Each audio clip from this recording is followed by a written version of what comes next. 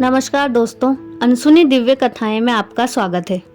आज हम आपको एक प्रेरणादायक कहानी सुनाने जा रहे हैं।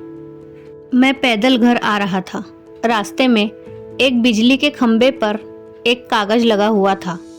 पास जाकर देखा तो उस पर लिखा था, कृपया पढ़ें। इस रास्ते पर मैंने कल 50 रुपए का नोट गवा दिया है। मुझे ठीक से दिखाई नहीं देता। जिसे भी वह नोट मिले कृपया कर इस पते पर पहुंचा दे। यह पढ़कर मुझे पता नहीं क्यों उस पते पर जाने की इच्छा हुई। पता याद रखा। यह उस गली के आखिरी में एक घर था। वहां जाकर आवाज़ लगाई तो एक वृद्ध महिला लाठी के सहारे धीरे धीरे बाहर आई।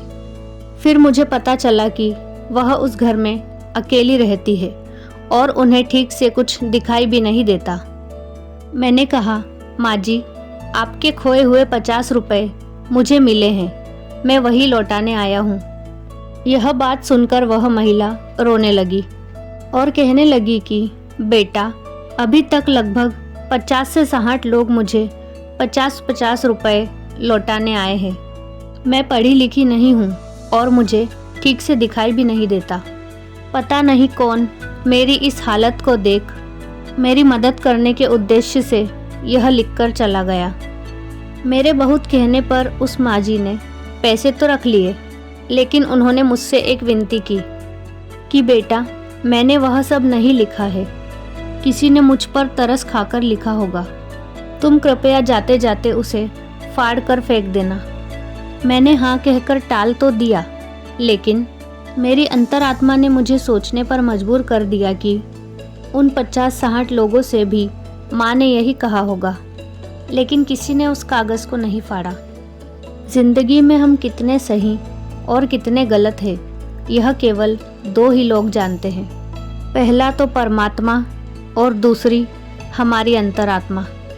यह सब देखकर मेरा हृदय उस व्यक्ति के प्रति कृतज्ञता से भर गया जिसने उस वृद्ध महिला की सेवा का इतना अच्छा उपाय ढूंढा। सहायता के तो बहुत से मार्ग हैं, लेकिन इस प्रकार की सेवा ने मेरे हृदय को छू लिया और फिर मैंने भी उस कागज़ को नहीं फाड़ा। दोस्तों, मदद करने के कई तरीके हैं। सिर्फ कर्म करने की तीव्र इच्छा हमारे मन में होनी चाहिए।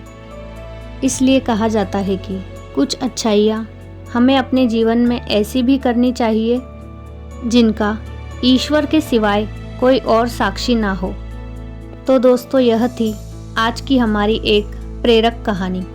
आपको यह कहानी कैसी लगी हमें कमेंट करके ज़रूर बताएं और इस प्रकार की अन्य अनसुनी दिव्य कथाएं सुनने के लिए हमारे चैनल को सब्सक्राइब करें और इस वीडियो को लाइक और शेयर करना ना भूलें। राधे राधे।